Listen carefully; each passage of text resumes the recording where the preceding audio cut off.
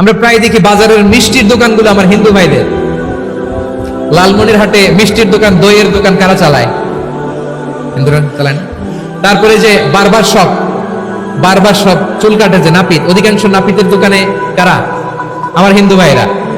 আপনি চুল কাটতে পারবেন কিনা বলেন? পারবেন।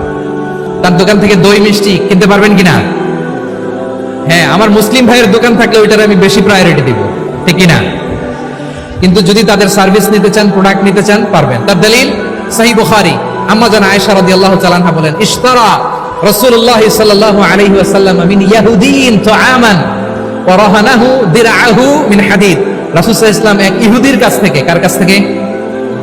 সবাই বলে নাই কার কাছ থেকে?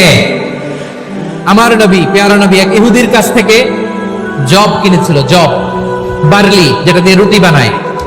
ওই জবের দাম দেওয়ার টাকা পয়সা নবীর কাছে ছিল না, ফলে নবী ওনার একটা পোশাককে মর্গেজ রেখেছিলেন, মর্গেজ, বন্ধক, যে এখন এটার দাম দিতে পারবো না, কয়েক কেজি বার্লি নিয়ে যাই আর বন্ধক হিসেবে আমার জামাটা রেখে গেলাম, যেদিন দাম দিব ওই দিন জামাটা ছুটাই নিয়ে যাব।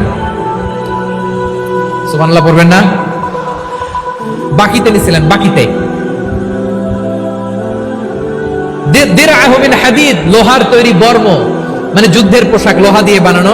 বিশ্বনবী বললেন, কয়েক কেজি জব দাও, টাকাটা পরে দিব, এখন টাকা নাই, বন্ধক হিসেবে, মর্গেজ হিসেবে আমার জামা রেখে গেলাম, যখন টাকা দিব জামা ছুটাই নিব। আওয়াজ করে বলতে হবে সুবহানাল্লাহ। এ থেকে বোঝা গেল অমুসলিমদের সাথে ফিনান্সিয়াল ডিলিং করা যায়, অর্থনৈতিক লেনদেন করা যায়, কেনাবেচা করা যায়, প্রোডাক্ট কেনা যায়। এমনকি আমাদের মসজিদে নববীতে বারান্দায় আপনারা একটা অটোমেটিক ফ্লাইং আমব্রেলা দেখছেন? সূর্য যখন বাড়ে মসজিদে নববীর বারান্দায় ইয়ার্ডের মধ্যে অটোমেটিক্যালি কিছু আমব্রেলা আছে, শাঁ করে খুলে যায়, আর সূর্যের তাপ লাগে না। আবার সন্ধ্যাবেলায় এই আমব্রেলা গুলো ওরা ক্লোজ করে ফেলে, দেখেন নাই না? দেখছেন? এই মসজিদে নববীকে সর্বোচ্চ উন্নত মানের কনস্ট্রাকশন ইনফ্রাস্ট্রাকচারে ডেভেলপ করার জন্য কর্তৃপক্ষ কিছু অমুসলিম ইঞ্জিনিয়ারের, ডিজাইনারের সহায়তা নিয়েছিল। সুবহানাল্লাহ বলেন।